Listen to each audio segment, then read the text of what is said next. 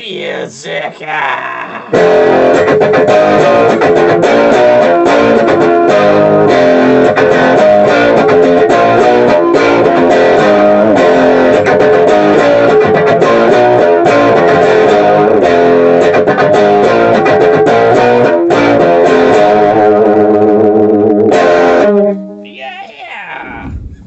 Mill Serp Garage. The Winchester Model 1911 self-loading shotgun. Winchester's first entry into the self-loading shotgun market. Let's talk about how this happened. Well, of course, John Browning was the catalyst, of course. Like usual, he had been working with Winchester for quite a while. And in around, I don't know, the late 1898, almost around the turn of the century there, he brought a self-loading shotgun design to Winchester, and their deal has always been, we buy the design from you, and we own it, and we'll do what we want with it. Maybe we'll make it, maybe we won't. A lot of people say it all had to do with just the royalties, that John Browning wanted royalties on it or something. I've read that, but if you really delve deep into what was going on there, and you know where you'll really get the real story, hold on. As usual, it's not ready. Where is that? All right. My John Browning book. This book goes into the most detail about this situation here. So, another thing that was going on is that Winchester would buy Browning's designs and sometimes just shelve them and just be like, good, that'll never happen. Because when you're in business and you're selling shotguns, you might not want another shotgun to compete against your shotgun, even if it's your own shotgun. You might not want to have to produce 4 shotguns that basically do the same thing, because production costs a lot of money to make 4 different shotguns. You have to have all those people making it, all those different machines that produce it. If you really look at it from a business standpoint, what Winchester would do by buying a lot of these designs is just so that nobody else would make it. That was the only reason they were paying for it. And with this particular shotgun, this auto-loading shotgun that Browning was bringing forth, he was changing things around a little bit, because he definitely wanted this thing to be made. And I think there was an arrangement where there was not only a royalty payment, but that Browning, in the agreement, was that they were going to make it, and he was going to get a part of it. They couldn't just shelve it. And because, this was a revolutionary design. There were no auto-loading, no self-loading shotguns, you know what I mean? So I think there was a lot of that going on, too. And when you read about it, you just read about that, like Browning was being greedy. Not, well, not necessarily greedy, but that Browning was just asking for money. If Browning was really interested in money, maybe one of the other 30 or 40 designs he sold to Winchester, he would have thought of that. I think Browning cared more about the art of firearms in a way. He was just like, you're going to buy this if you're going to make it. If you're not going to make it, then we're changing things around. We're changing the agreement around so that you're going to agree to produce this thing. Winchester walked away from that. So Browning took his design to Belgium, FN, eventually made his way to the United States with Remington making it. So T.C. Johnson, our big buddy Thomas Crossley Johnson, he, I think the head of Winchester, he decided to have T.C. Johnson make a shotgun to compete with it. Probably as punishment, because it was T.C. Johnson that worked with Browning at the very beginning when Browning first brought that design to Winchester, before they actually did any of the negotiating on buying it. T.C. Johnson worked really close with Browning for patenting all the little idiosyncrasies about it, to be very careful that nobody else would be able to steal the design and make one. Well, when Browning walked away, he walked away with those patents too, and it was T.C. Johnson and others, I'm sure, that solidified their fate right there, because now they were faced with making an auto-loading shotgun, not stepping on any of those patents. So what they did was make this. Now, it took like 10 years, but a lot of internals, being a Browning guy and looking inside this thing, yeah, sure, it looks different. I mean, it doesn't look any different than any of T.C. Johnson's other, things, but there were just some weird things, like the fact you see right away it doesn't have a bolt handle. If it's semi-auto, it's got to have some way to control the bolt, right? Well, there was no way to control the bolt here, except for grabbing the barrel. They knurled the barrel over here. And that's how you would grab here. And it's a long recoil action, so you would actually pull back like this to charge it. Pretty crazy. So there's some issues with that we'll discuss. And, well, let's take a look at this one. So this one, I found a nice example, I would think, because these things, they have a laminated stock. It's like 3 pieces. You can see there's like a parting line here and a parting line there. If you look real close, see it? See that line down the middle? That line over here? There's 3 pieces of laminated wood here.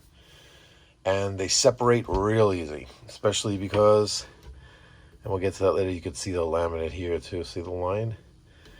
And this one is unseparated, which is amazing. Some blemishes here on the steel, but better to have that than to have the stock destroyed like so many of these Deforans. There is a crack brewing here somewhere. I know it's here. I can't see it now, which is good. I'm glad I don't see it. Maybe it miraculously healed itself like Christine. But these are usually just destroyed. And we're good. We're good. There's that area you grab. It has this interesting, very distinctive look right here. This is kind of like how you'd identify it. The magazine cap is here with the spanner wrench, spring, and kind of like a rifle sight on here. That's kind of nice. And this one, let's look at some of the writing on here. What do we have? Full choke, 12 gauge, nickel steel. Good steel these were made out of. They were. And this is a 26-inch barrel. And the year, there was a little confusion over the year. There's a couple of books had a couple of different things. One said 1918 for this, but I'm putting it at 1923. They made these from 1911 to 1925. And that was it. They were out. At that point, they were out. So they get a really, really bad rap. And I'm so sick of looking online and reading stuff about these where they're talking about it's a wall hanger, it's this, it's that. I mean, if you really want to use this thing, you can. You just there's a couple of areas of deficiency, let's say, that you'd have to work on. And anybody serious about these shotguns, first of all, let me point you in the direction of YouTube channel. The YouTube channel is Cameron, Cameron, Reynolds, Reynolds, Cameron Reynolds.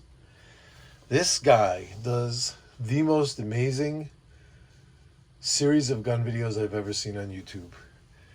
And it's a 7-part series. Some of them are an hour long. Some of them are 30 minutes long. They are an incredibly detailed breakdown, how they function, advice on how to set them up, little tips, tricks, everything. It's a mixed bag of everything. It's absolutely fascinating. And it was more interesting than even the history of the shotgun itself. if you're listening to my babble right here, you should just tell me immediately, stop watching this video and just go watch his 7-part series. And then if you really feel like you need to listen to some idiot be half as interesting, come on back and listen to the rest of my diatribe, because I almost didn't even want to make a video on this thing because of how good his stuff is, but I'm going to do it anyway. So So I'm going to tell you the story of what happened with me, because the history is all over the place, but what happened with me, it only happened once, and it's pretty interesting. So, inside this shotgun, what did I find when I took it apart? Well, first, let me show you. I actually show you how the thing works first. Then we'll get to that. So, it has this really cool step on the lifter there that I don't know why they never continued to use that. Look how destroyed these are getting. This shotgun beat the crap out of these because they got stuck all kinds of weird ways getting it working right, and they took a beating. That step is nice, though. I don't know why they got rid of that for like future designs, but then they sit behind the lifter. 4 rounds in here now. Originally, when I took it apart, I found this guy in there, and this actually has like a 1918 date on the rubber here somewhere. It has writing in here. Let me see if I could get it up here close enough to read it. See it? It has writing in here, and it has a 1918 date in there somewhere. I saw it. So that's the plug. And this plug 2 rounds worth. So you'd only have 2 in the tube, 1 in the chamber, which is for hunting, to make it legal for hunting. Without this thing now, it's 4 rounds in the tube. It's this amazing that that was still in there. So then with them loaded in the tube, to load it, you literally grasp the barrel here instead of a charging handle. You pull it back, the barrel and the bolt go back together, and you let go. And although it looked like it just made a loud noise, there is a round in there. Now there's no way to check to see if you have a round in there. There's no way, because if you try to do a breech check, you know, the whole... Uh-oh. Did it go to pick up the next round? What happened there? Uh-oh, I messed up already. Yup. See? You can't even do that. Oh, no. I'm in trouble now. I got to eject it. All right, that worked. So then it loaded the next one that was in there. But you see, you can't do a breech check because there's no bolt handle to just pull the bolt back without the barrel. One thing that makes it dangerous. And if bang, bolt comes back with the barrel comes forward, ejects the round, and it stovepipes. And another thing, see why this is why I'm talking about that it dogs these snap caps. Look at how the extractor is just gouging into it now. And there's no bolt handle to release the, it's just jammed now. You just kind of like, you have to really gouge the crap out of it to get it out of there now. It functions good, trust me. Like messing around like this, nah. Like playing around with your hands and loading and unloading, this is what makes it deadly. It's just like nothing else, and it is awkward like that. It's honestly, it is awkward. So you have a button here where if you press that, it goes side to side. It's like a bolt lock, right? So now if I charge it, it'll stay back. So it does do that. So if you're trap shooting, you throw a round in, then you just press the button on the other side here, and it'll chamber it. Bang, you pull the trigger, and you eject that, you're going to be faced with this again. And you're going to have to push the button, open it. So for trap, you would drop a round in, release the bolt hold open, then press it again. So now it's going to hold it open. Bang, ejects the round, and you're ready to just drop another one in for the next clay. So it goes pretty quick. For trap, it goes pretty quick. What else? So with this one, I said, okay, There's an arrangement with these now. I'm going to show you here because the A5, right, it used a friction ring system. So now they had to come up with something different. They had to mitigate this recoil. So this isn't gas here. There were no gas shotguns yet. It was all just recoil operated. So it was the recoil of the explosion, of the shell going off, of the shot pushing down the barrel that would push everything back. You know, every action is an equal and opposite reaction. They would utilize that force. So the A5, in order to use that force, you would never be able to take exactly as much as you needed. You couldn't design it to just be exactly as much as you needed, or every shell would have to be the same. So you have all different kinds of shells. Every manufacturer, they got a little, some are more powerful than others. There's different kinds of shotgun shells. Just birdshot. There's, like ones with lead, different numbers, different amounts of powder, especially back then, like turn of the century when we were just moving into smokeless. There was no consistency at all. So Browning's idea, that's why it was so revolutionary. And these guys, they used a couple of those rocks to get across the pond, but they couldn't use all of them, so they had to change it up a little bit. And, on a couple of those, rocks weren't as good as Browning's, and you would get your feet wet a little bit. That's the problem. So there was, instead of a friction ring system, there was a buffer ring system that were fiber buffers that, that technically wasn't breaking the patent because they weren't steel friction rings or brass friction rings.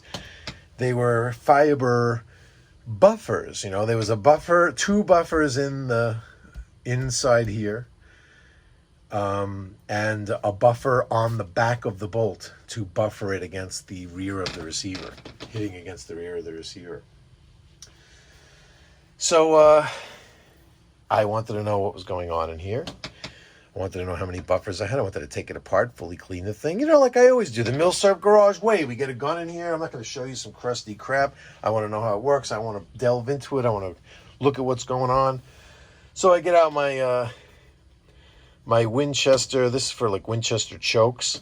This had broke a long time ago, but I kind of half-ass fixed it here.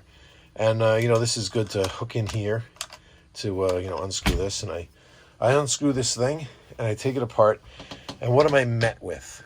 I met with a series of rings that are held in by this guy. It should tell you something that it's in my hand and the gun is still down here.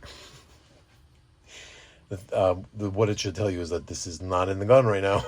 So what happened was, taking this off, I did not realize there's supposed to be a nut that holds the buffers in that threads off of a threaded portion. I'm sorry, I'm keep pointing to this end. It's actually, let's turn it around this way because it's technically on this end. And that's where the buffers are and everything. And as I pull that ring off, that locking ring, that nut doesn't thread off. I was prepared to thread it off nice and slow and take everything apart. There's a captured spring in here. That's the spring that's doing this. You know what I mean? So it's a tough spring. And that spring, that nut didn't thread off that thing like it was supposed to. I think there's different kinds of models. Cameron might have had an earlier one. The earlier ones, I think, thread. This later one, I don't think they threaded them anymore. And it just shot off. Buffers went flying. These two metal washers went flying. I mean, it sounded like remember Plinko in Price is Right, where you put that disc and it went down through it was like a pinball, like a pachinko machine. And it went down and it was like ding, ding, ding, ding, ding, ding, ding, ding, ding, as it fell to the bottom and then landed in a price. That's what it sounded like. The parts just flew everywhere. I just heard them trickling down into the deep, dark recesses of the Milsurp garage. Gone.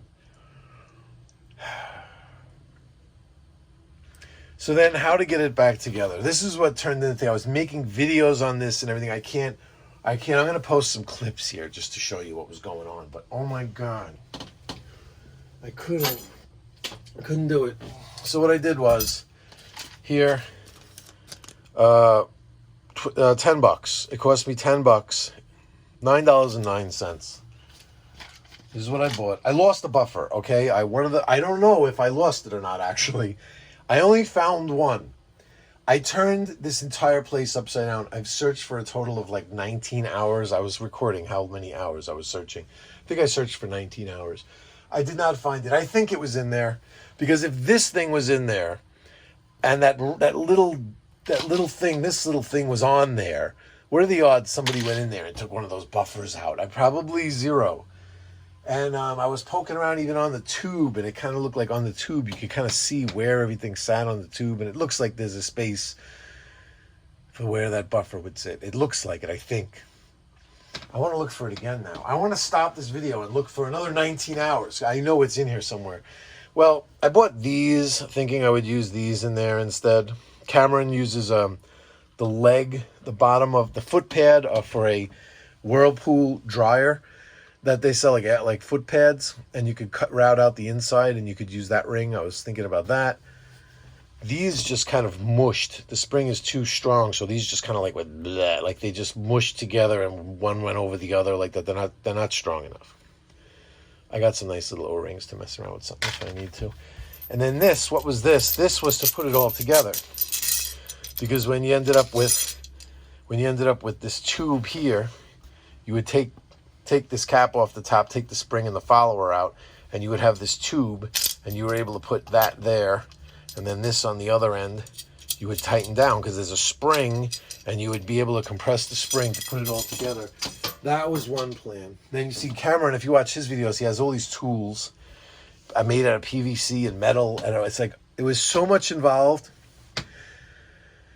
I was really going crazy. How am I going to get this thing together? I have a mess on the table here. I was stressing out over it. It took days of it just sitting there like that. No matter how much I tried, I couldn't with my fingers push it together. I almost ripped my thumbnails off, like trying to push it down with my thumbnails and hold it somehow. I would need 9 hands, even if I had the strength to do that. Cameron came to the rescue. These videos were made, like 2 years ago? And he answered me on one of his videos. He was right there. He was like, yeah, listen, I see what you're going through. That's interesting. Try this, try that. We were on the same page. All the things he was mentioning, I was thinking. What I did was, there's a spring. The spring came out. Everything was all, I just took the whole gun and I just went, I just mushed it together and just tightened this down. I did it by standing it straight up. I did it that way. And the nearest me and him can figure. Then again, we're not recommending this if you're in that situation. You're on your own. But it worked for me. Just mushing it all together. It seemed like that washer ended up in the exact same spot it would have been in anyway. So it's together. I cannot take this one apart. And I have this to, remember it by. And I'm just not, if I take it apart, if I find that buffer, I'll take it apart. But we'll get to how did it work with only one buffer. We'll get to that. But there's another interesting aspect to this story, because when it was all in parts and it was on the table, I was in touch with Cameron that day. He texted me the first time. He didn't text me. He answered my YouTube question. I asked him, I'm like, hey, this is the situation I'm having. Maybe you could help. I didn't think I had 2 years. Maybe the guy's on to something else. He doesn't pay attention to his YouTube channel. Who knows? He answered me back. I was at a gun show. This is weird. I was at a gun show, right? I was standing at a table looking at this. I was saying, and it was trashed. I've since restored it a bit, but it really looked terrible. And I was thinking it would be a good parts gun. And the guy gave me the craziest lowball figure.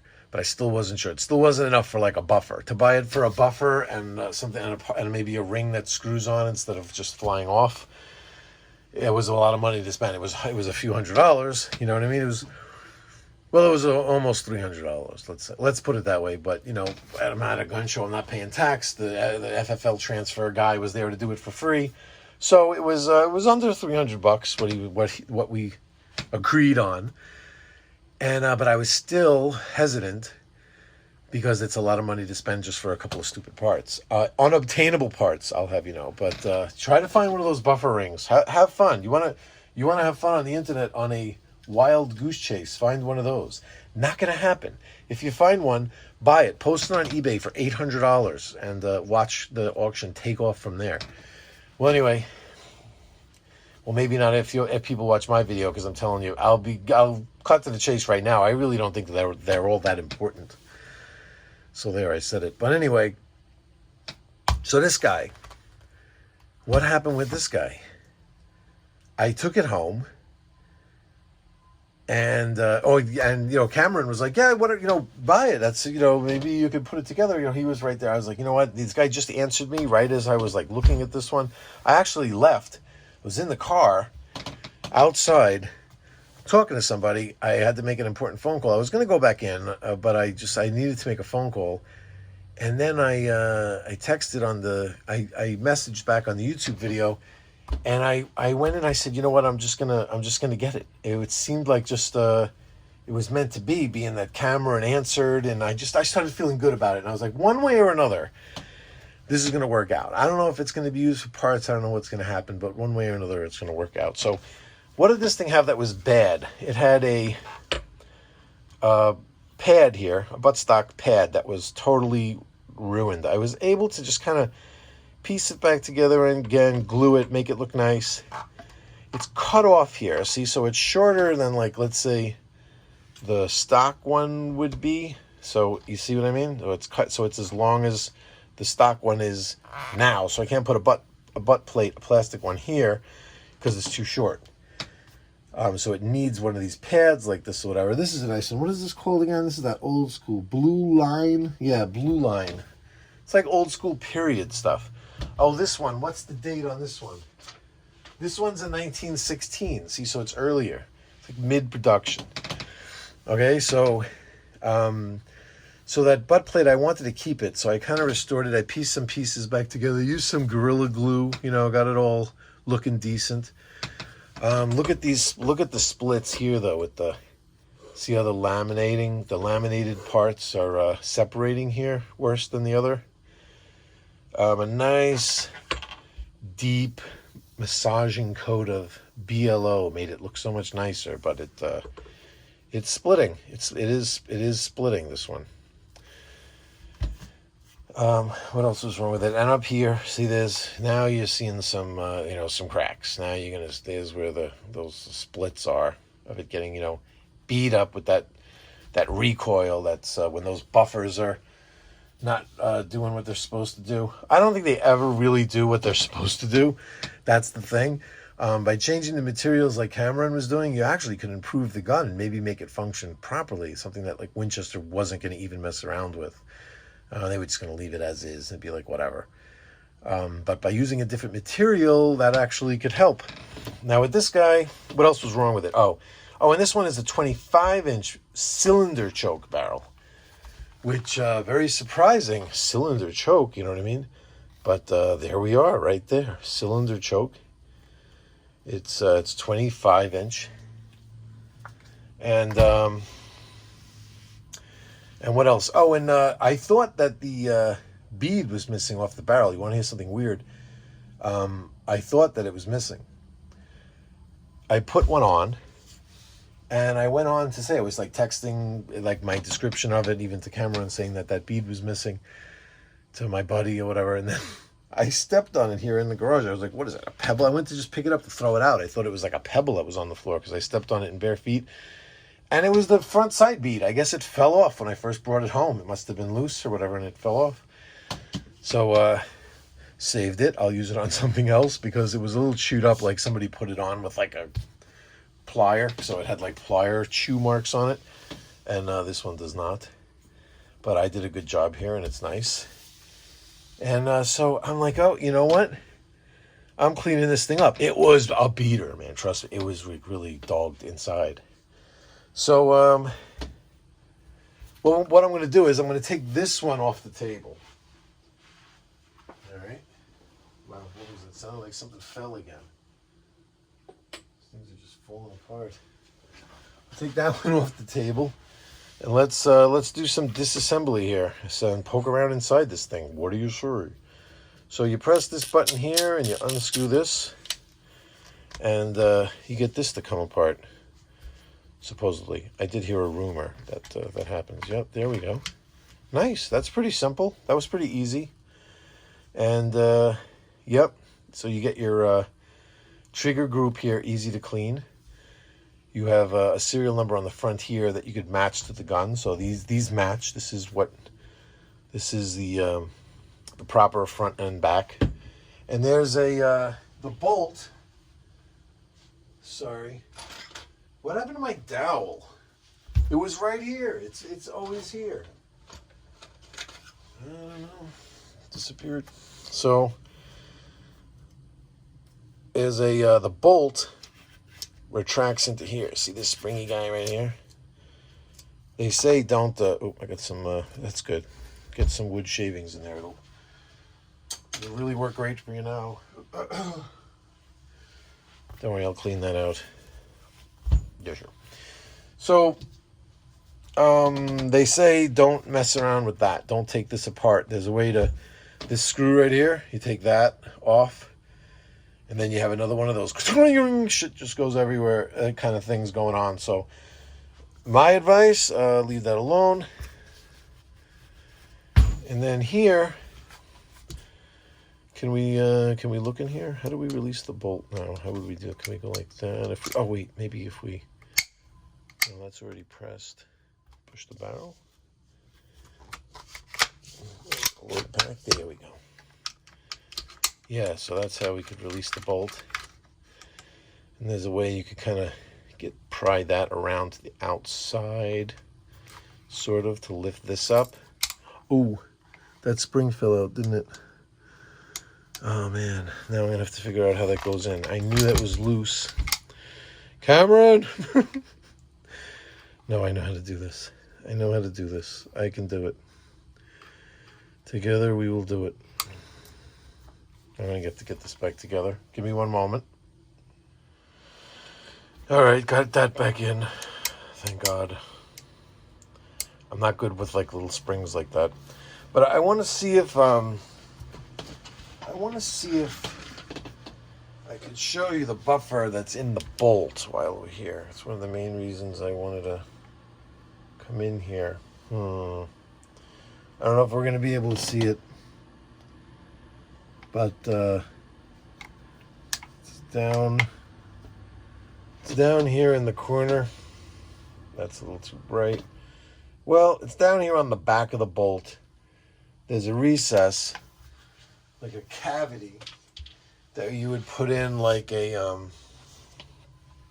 buffer in there that would stick out from that cavity a little bit, so that it would actually hit the back of the receiver here and have like a buffering effect. But being that that's completely gone, this is like basically just metal on metal. And that supposedly is one of the things that started beating these things up and cracking that's what would crack the forend here, which is like what that impact is like impacting into. Does make sense. So if you could get in there, I haven't done it yet, but if you could get in there and replace that material, it's one of the things that Cameron talks about in his videos. Check it out. Haven't gotten up to that yet. I was just happy to get mine back together, actually, and then end up with this one, which was one of the coolest things. Now on the front end here, again, like I told you, this one I could take apart because this one still has that front area captured, but I'm not even going to bother. Just check his, like I said, his videos cover it so well. He uses a tool that grabs around this, like a rubber plastic thing, like something that turns pipes. This worked well just to get in here and turn it. This has some damage here. This took a nice shot here on the end of this, the magazine tube, but this cap still threads on. Apparently, I don't mess with it. It probably wouldn't really thread on and off the way it's supposed to, but I'm okay with it. I priced this magazine tube, and it's only like $45. That is available around. People have those, and I could buy a nice one of those tubes, but I would have to take apart all of that stuff inside there, the rings and all that with the... I'm not messing around. I don't know if this ring will thread off or just pop off like the other one. It kind of looks like the other one, the clearance where it would pop off. But I was able... And one interesting thing is that when you have this off, this assembly off from here, when you unscrew this, this will come off from here. It basically splits right here, down the middle. You could look in there to see how many buffers, what the arrangement is in there. And there are 2 in this one. So now here's the amazing thing, okay? I take this thing to the trap range. I take them both. I'm like, I'm going to go shoot some trap with them. I'm going to shoot around with each one. Let me see how well they do. So, the original one that I bought, there's no 30-inch barrels with these things. I think 26 is the longest. And this one is 26. 26-inch barrel, full choke. I shot a 21 with this one. Next round. All right, let me take it. This is full choke. I mean, cylinder choke, 25-inch barrel. Whatever, I just want to know if it works. So I'm just going to get up there and I'm just going to shoot around with it, right? I get up there. I shoot around with it. I get a 25. That's right. I'm not like a guy that shoots 25s all the time. And as a matter of fact, I haven't shot one in years. Not that I've done much, with all this disease stuff. Haven't really been going. But just getting back into it now, I didn't think a 25 was going to come out as soon. Certainly not out of this guy. I never fired around through it before. I just stepped up and shot 25 clicks straight and walked off the line and then used a different gun. So I can honestly say I've shot trap with this and I've never missed the clay. And I don't know, I think I want to keep that going. I don't know, with the way this wood is splitting and how the buffer system works. I don't think this is going to be some kind of mainstay at the trap for me. Even though it shot a 25, I think it just wanted to prove something to me, and it certainly did. And maybe both of these guys, I want to talk about wall hangers because it pisses me off when people say, oh, you shouldn't use them or whatever, but it's nice to know that I have them there and they can be used at any time. They're ready to rock. Both of these guys, they're ready to go. And how did they get this nickname, Widowmaker? You could read it online in 1,000 different places. Apparently, a bunch of imbeciles that couldn't cycle the action would put the butt on the floor between their feet and stand it up in their crotch and try to push the barrel down. Instead of grabbing it and squeezing it together, they would try to put it against the ground and just push down. They say that these rounds back then were made of paper and they would swell and they would get jammed in there. So they couldn't just squeeze it together. They had to get more leverage. They put it on the ground and they would push to try to, with the barrel facing at their face. Sure, it's happened. I think just whenever you have something unfamiliar and weird, there's a lot of things about it that are odd. There's the fact that you can't breech check it like that. You can't just check in there. You just kind of have to cycle it to get whatever is in it out or shoot. Those are the only two options. You can't really check to see if it's loaded. You know what I mean? And plus, there's over here, there's a safety and this back and because it is easy to get confused between which is the safety, and then you're is this pressed where is it gonna be held open or? And then it's held open, but there's a round in there. And then you don't even realize, maybe you look, you see the chamber closed, you press the button, but you just loaded it. You see, it happens so fast. You know what I mean? That's the thing. Let me do that again. Watch, say it's, yeah.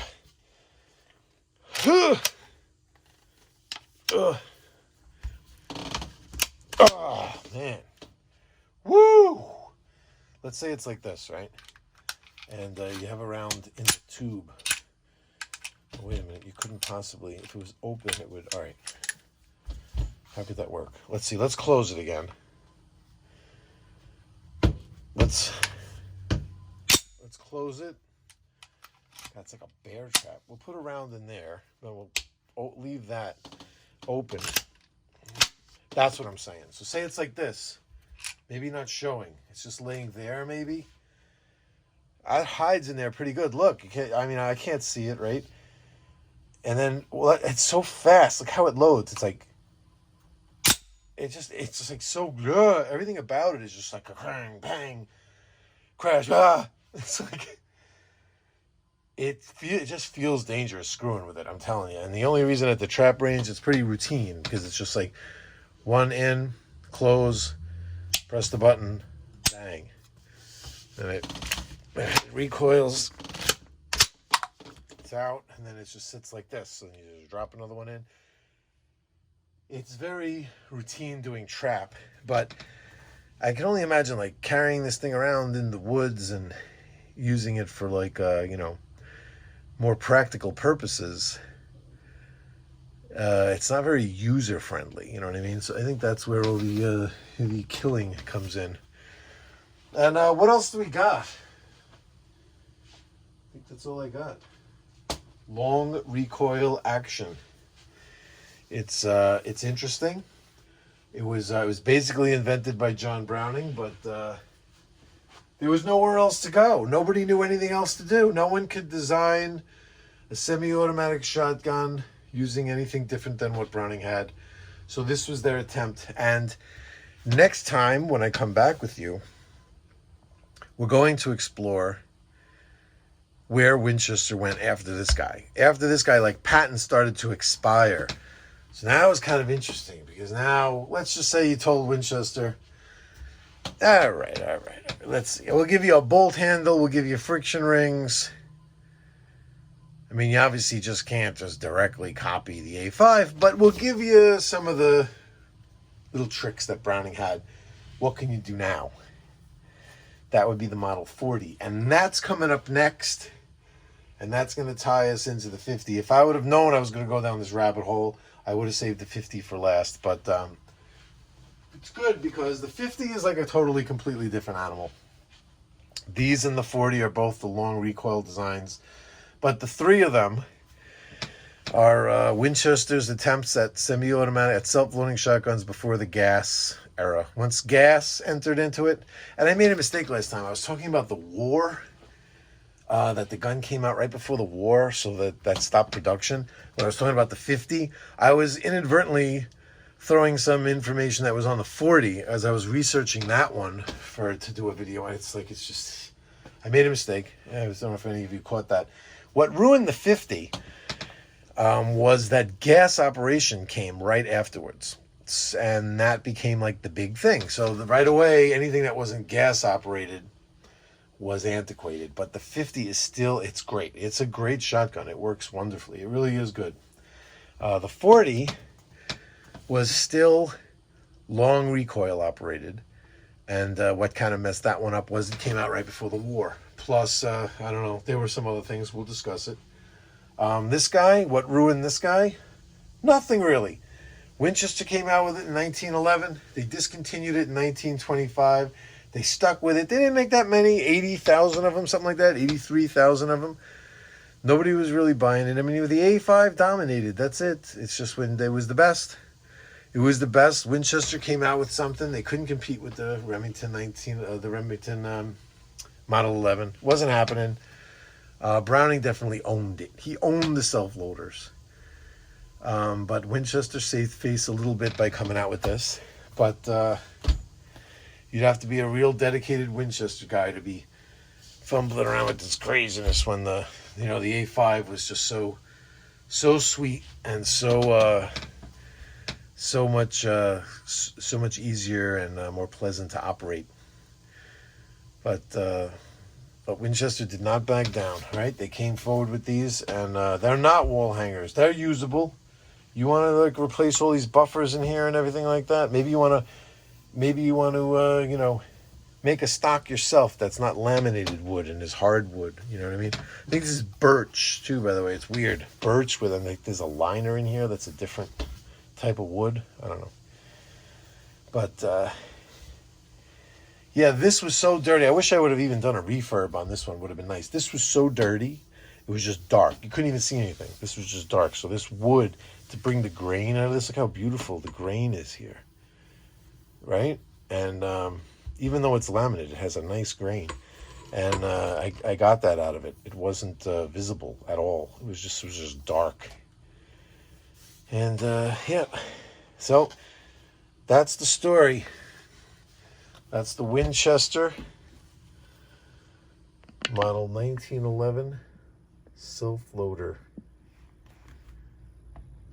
Yep, Model 1911 SL. All right, y'all. Take care. And I'll see you back soon with the Model 40. And Cameron Reynolds, I can't thank you enough. Thank you so much for your consultation. He did give me permission to, for me to direct you guys to his channel. And if you came back and listened to the rest of my diatribe, I do appreciate it. But come on, we all got to bow down and give this guy credit. I wish he would do do gun videos that comprehensive on everything I own, because he is the man. So thank you, Cameron, for all your help and instilling some confidence in me to work on this guy. And we'll see you next time with the Model 40. Y'all take care. Milsurp Garage. Sad day in the Milsurp Garage today. Well, last night really was the incident. Let me explain exactly what happened here. So I'm planning to release this after the video on the Winchester 1911 shotgun. But this I am actually recording. This is the first time I'm putting this gun on camera, actually. So really was excited to get it. Really wanted to delve into this Winchester history here, and didn't really read enough up on taking it apart. I mean, I read just enough to be interested in what was inside and to check it out and to look at these these parts and find out if I had my buffer in there and if it was in good shape and all of that. And began disassembling. I was under a misconception. This thing is really weird. I mean, it's put together, being that it had to sidestep all of these patents, it is even put together. It's an odd cookie. And I didn't realize that what I was taking apart was going to be under, just because it's just so weird. I'm just such a John Browning fanboy that didn't expect that to be under such tremendous spring pressure. And when I took this off here, it released these parts and one more part, and this. It released these. It's amazing I found this. It released these parts out into the shop. And it was a little discouraging because I had read that there were 2 of these recoil buffers, and I thought they looked identical. It's hard to find anything on this shotgun, okay? So I thought when they said there's 2 of them on, I'm like, all right, at least I got one of them. I know what it looks like. Okay, I think I spent 6 hours looking for it, not even being 100% that it's there. I did read a post that someone posted, to some chat forum, where he was like, hey, I only had 1 recoil buffer when I put it together. Should I try to get another one? What was really maddening was that I found these parts, and I said, well, maybe there's just a chance it's not there. I mean, I looked everywhere. Then I realized I might be able to find out a way to tell if I had that part or not, because I had this apart here, okay? And I was looking at this, and I was saying to myself, you can almost read this like a book here, okay? So this real clean part right here is here, where the wood sits and protects it. Then the metal part here, the worn part here, is where the metal sits. Okay? Right there. Then after that, of course, you know, the spring is on here. So let's put this down now. So the spring is on here, and the spring sits that deep, sits in here, like this, right? So the spring is compressed down to this far, all the way down here. So say the spring compressed is sitting here. See, this spring is crazy, right? Whew. Wow. It's a crazy spring. So the spring is all the way to here. Now these parts are what's left. So what's left on here? This guy sits on here like this because it has the bevel. So this sits in the spring like that, right? So this one is here. And that's obviously the spring is sitting here. That's why it's making that mark right there, right? That's where this ring sits. Sorry, was I in frame? That's why that's there, is because that sits there. Okay, so that's where that goes. Let's get this out of the way now. So when it's all together, that guy's sitting right there. This sharp edge in here, this edge is exactly the width of that mark. That sits there. This little teeny retaining ring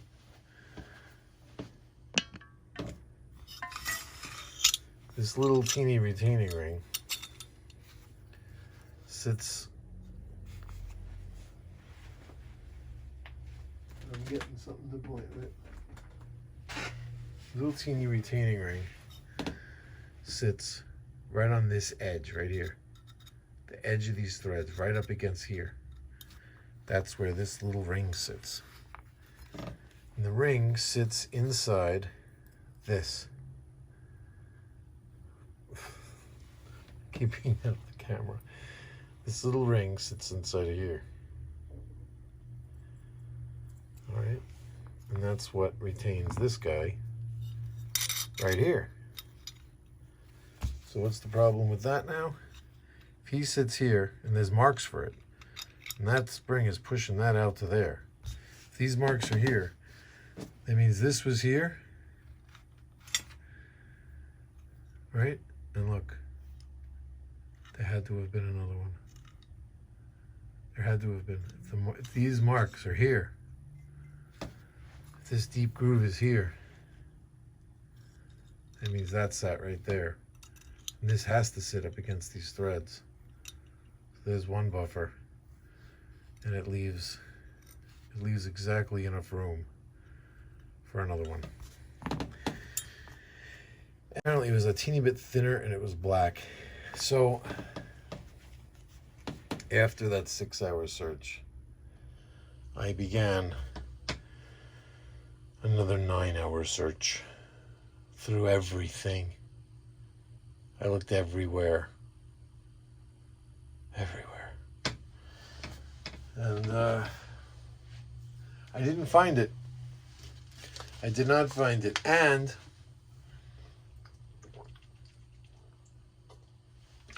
I had no idea how I was going to get this back together. So let me explain. Okay, so again, this retaining ring, I'm not going to put it on there because I don't want to mess with it too much because it's it could crack. So I just want to put it on when I actually do this.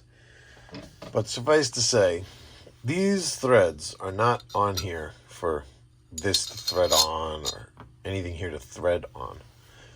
The reason why there's threads on that is because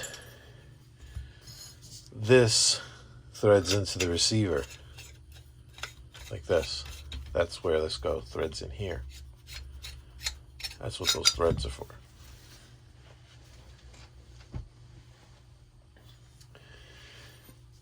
What holds all of this whole spring pressure and all this together is just this little tiny ring here. It goes around the tube and it sits on the edge of these threads. So this ring, it's the one with these lines. This one sits this way. And that little beveled edge that you see right there, it's got a teeny bevel that catches that ring and holds everything all in place. And this actually has a teeny crack in it. Let's see if I can show you that. That's why I went to look to see to replace this, and I can't find another one. That side, no crack. This, there it is. See it? See the crack? I could spread it a little. Woo, right there. There's a crack. So, we're just gonna roll with it. Shotgun has a lot of problems. I am gonna shoot 4 rounds of trap with this gun, and then hopefully it's still working, and I'll know that I've shot a day's worth of trap with it, and I'm never gonna shoot it again. It's got hairline cracks in here too. Let's see if we can.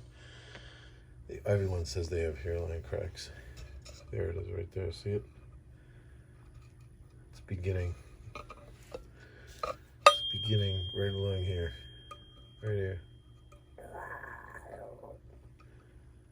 Eventually that'll split the whole thing. But if I could just get 100 rounds, 4 games of trap out of it, I'll probably never use it again. It'll just be there and I'll know it shot trap for me.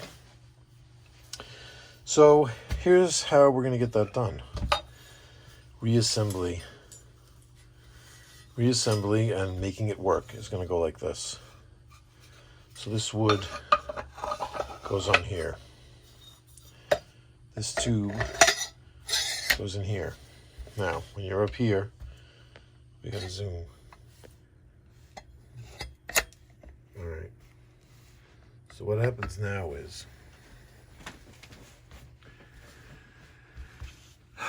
this spring comes down here. Make sure, there we go. You see it all the way inside. That's all the way inside. So we have this much spring still out to compress down. Very difficult, see? Just to push it that far. I could do that with my hand, but it's got to have more. It's got to have this on here. Sorry, is this the right one? Yep. This goes over here. Okay. Then this. Then the black one. The black one that's missing first. Then this. Then this with the slots outwards. And all of that needs to push down on this. Now, here's the thing. So how does this sit here now? This is an interesting dynamic here. Let me explain. I have to take this off again.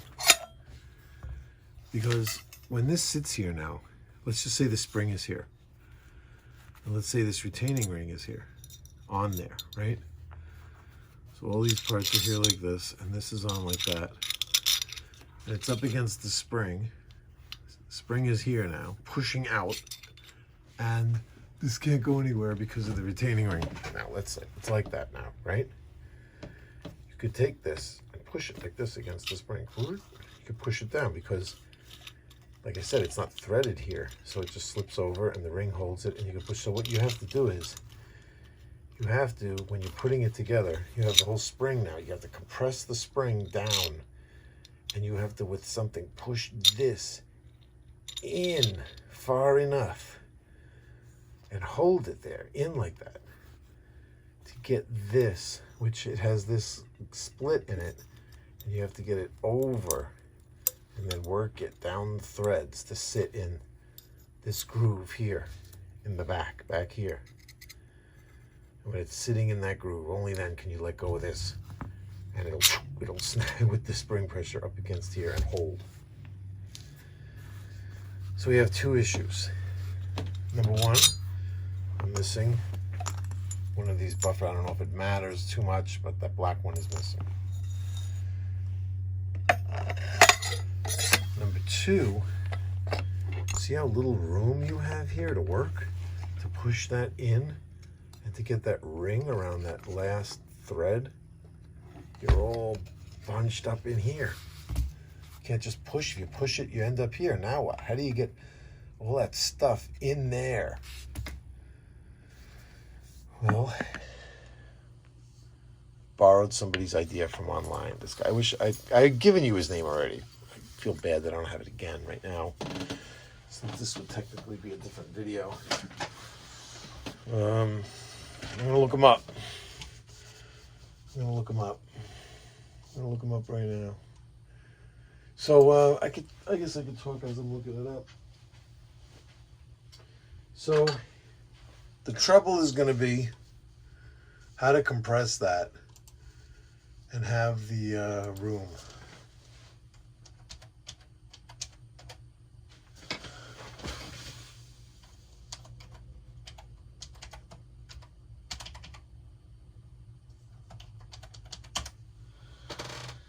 Okay. Cameron Reynolds, my man.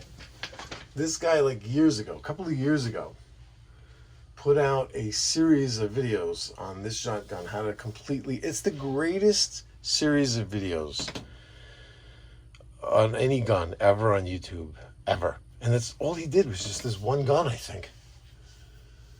Just the approach, how just well-spoken he was, how he's a genius. Well, he had a method. He actually said, I don't use this method, I use a different method. He had all these like tools to use to push stuff together and everything, but he said that someone else used this method, and then I don't know who that guy is, but we'll just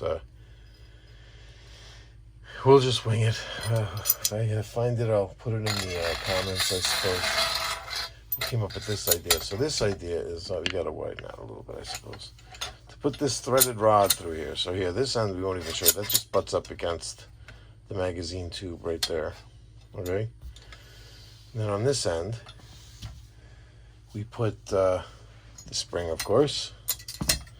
In theory, this is how this is supposed to work. And you'll only be able to do this if you have the... See, I have the follower and the cap and the spring from the magazine tube out, so you could utilize this. But it's okay, we could get this done and then put that in after.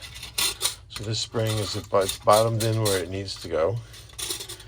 And then we would put on here the proper implements in order. This, and again, we're gonna have to figure out what we're doing with these parts here. So we go like this. Are we gonna, leave it with that missing, or what are we gonna do? We're gonna have to figure that out. We're gonna have to use some brain power here. And then we tighten this up a little bit. Get this guy on here. I was hoping it would just spin, but that's where the sticker for the there we go. The sticker for buying it, the UPC sticker is right there. So basically you get the idea now. We would be able to tighten it down at least close enough, because this washer is small. If the washer was big, it would get in the way here, but the washer is small, so we could just keep advancing it fast like this, actually, to get closer. Because we could just keep going like that. I don't want to go too far because I'm not sure if I'm going to put it together like this, but you get the idea. If I could get close enough, I can get it all the way up there, I could get something in here to push that stuff in and put that ring on. Okay? I could see that that's possible. I would be able to do that. Question is, are we going to forget about that black ring? I only found out just now that it was black. Here, I'm going to put up a picture right now. This is a picture I'm taking from a video that somebody else did online. So again, I feel bad. I'm not plagiarizing. I'm really just trying to like advance our knowledge. So if I jump off of, somebody else's platform, to jump a little higher, bear with me. You know what I'm saying? I don't mean to yank anybody else's material, but you can see in this guy's video he's showing that black ring. I think I'm going to take another look around, and if I don't find it, I did get these. So I got these at the same hardware store. Now this threaded rod, these washers and nuts, and these. I try to find something to use as buffer material, you know. And these guys are the exact same size, and two of these would be the exact same width as the black ring. Sorry, there, got a phone call. So where was I? These are about the size of what the other buffer would have been. And they're, you know the consistency of these types of O-rings. But I'm thinking that maybe it makes sense to put a couple of them on there. And then maybe we'll give this a try. See about assembling it. Let's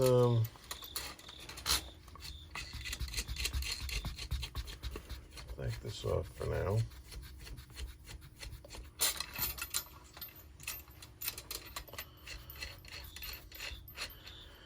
See if it's so. If I put it, let's turn this around. If there's a cracked side, let's put the cracked side, and that's just flat. Let's see what this would. Let's take this out for now. Just see what this would feel like on the magazine tube. Like this. They do fit nice.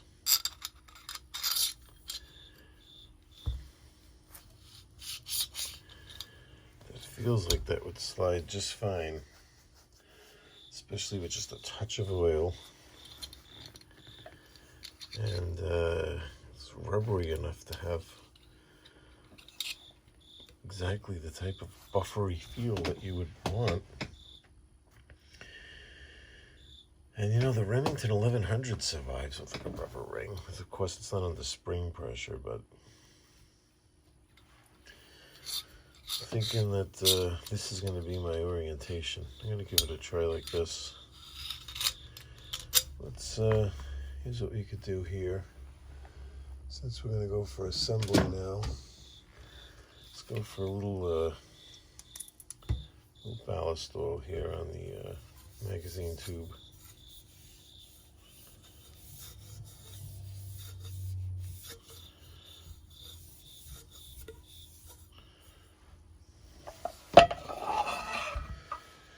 Let's wipe down the barrel. This area we've been touching. By the way, here's that 22 that I may have mentioned in the actual video. There is a 22 on the barrel, which leads me to believe that's 1922. Let's put that here. This here. Now we don't want to get too oily to do this, so I guess I'm gonna need a 9/16. Is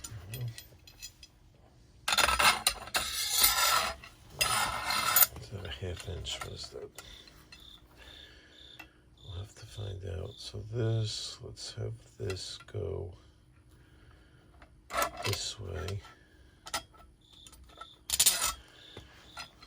And this all goes like this.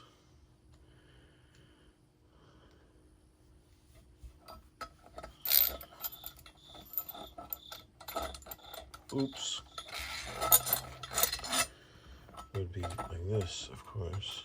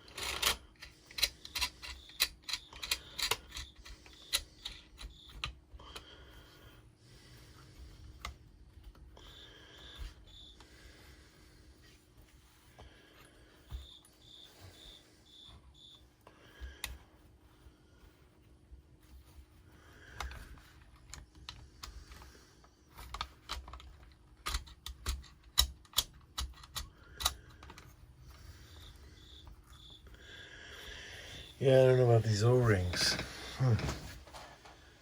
Yeah, we're already really squishing badly here. Let's zoom out a little here. Let me get my glasses that I can see with on.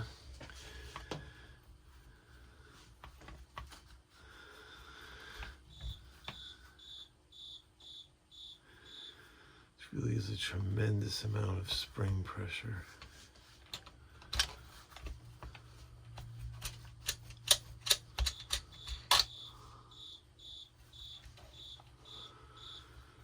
This is not,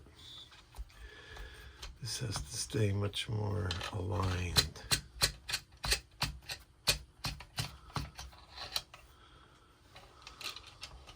And this is all discombobulated here already. Whoa, all right. Very, very powerful spring here that we're dealing with. This is a problem.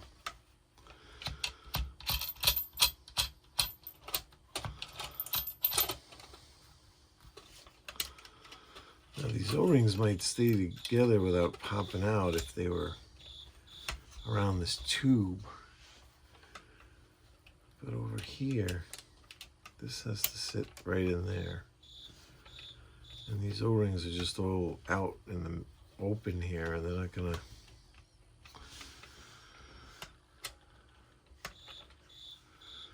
I have to maybe all in one shot.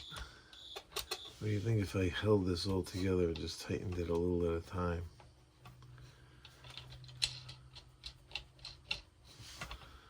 No, they're gonna just squeeze out again the same way.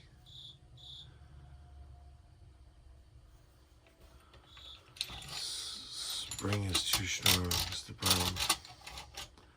Wow, there's gonna be so much spring pressure there.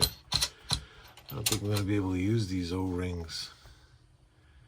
They're just gonna squash.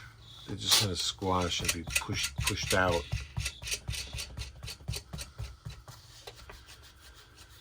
It's not gonna be viable. We're gonna have to get rid of them. It's an interesting idea, but if it's not something that's hard like these, it's not gonna work.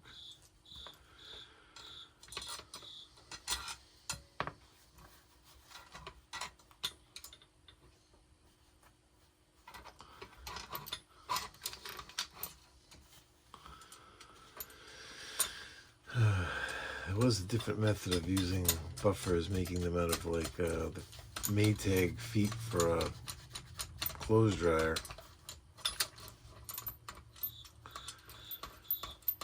But I'm not exploring that one as of now. So we could always do a future disassembly and try that.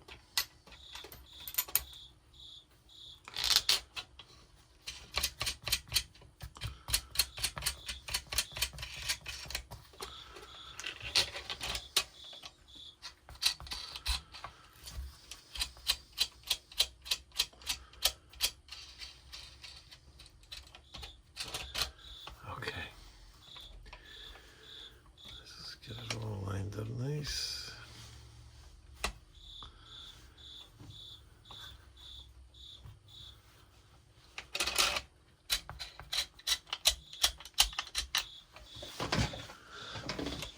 I'm getting close.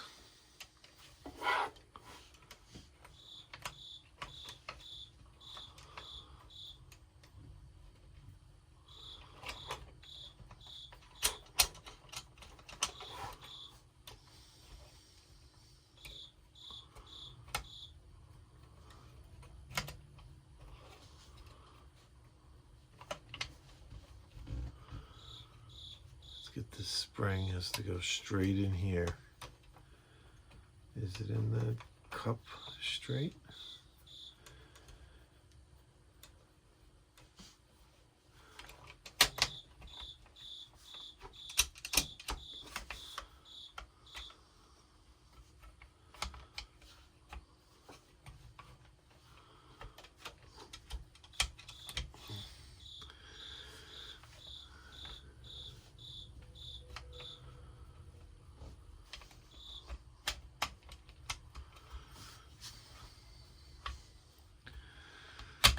this is where more than two hands comes in handy. And doing for the camera might not be possible because I think standing it on end might be easier than pushing this down. Oh, wait, here we go. Oh, I got it really far on, almost all the way.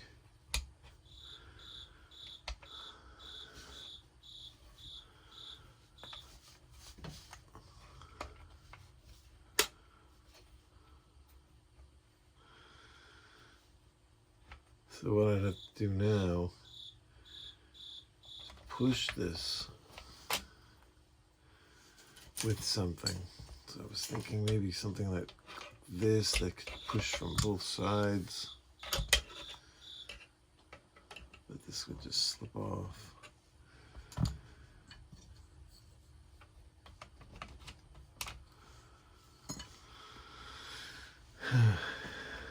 Oh, this, by the way, is another thing that makes me think that both buffers were in here, because even this is the magazine blockout block, you know, that limits the amount of rounds. It has like a name on here too. I was looking at it. What does it say again? Grizzll, Grizzle. And it has a date on here. 1919. Looks like 1919 on this. See, that's the thing about when it exploded and the parts went all over the place. You realize that it was around since 1919 and you're messing it up. Now look how far this has to be pushed in there for me to get that clip on there. My God, how is that even going to happen? He's definitely going to need some help, because I'm going to need somebody to take like a screwdriver like this and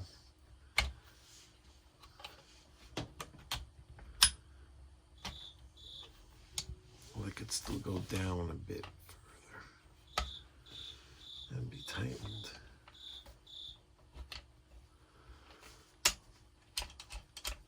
All right, here we go. I think that might be all the way. Now this washer might be up against the other side of the tube. So now this needs to be pushed somehow. There, I can move this to the side a little to get some room. This needs to be pushed up into there. I can do it that way, but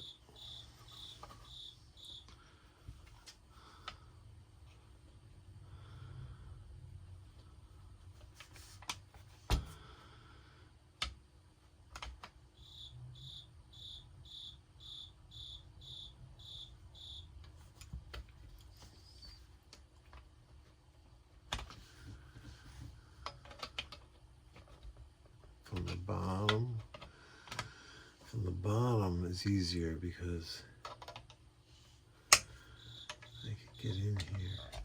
It doesn't want to move from there though. It's got to go inside the wood. That's the problem. So if I could push it up to there and then hold it. If I could push it up to there and then hold it there.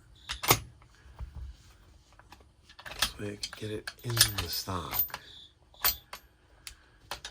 And then hold it there as the rest comes back.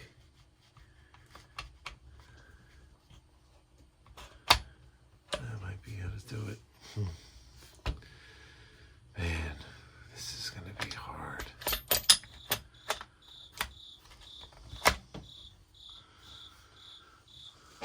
How am I supposed to get this in here?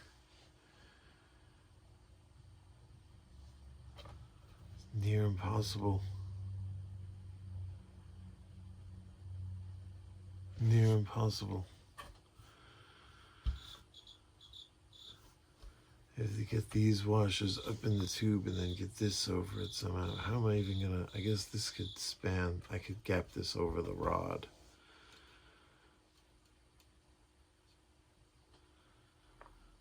But I didn't think the spring pressure was this tight. How am I gonna push this in here like that? Oh man, that spring is so tight.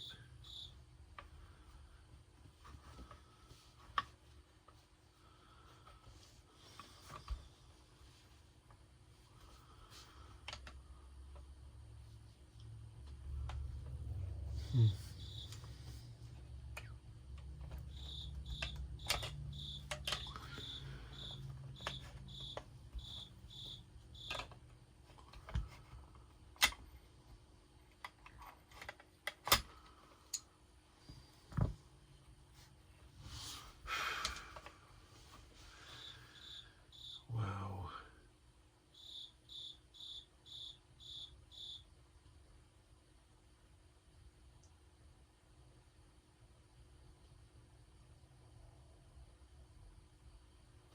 Hmm.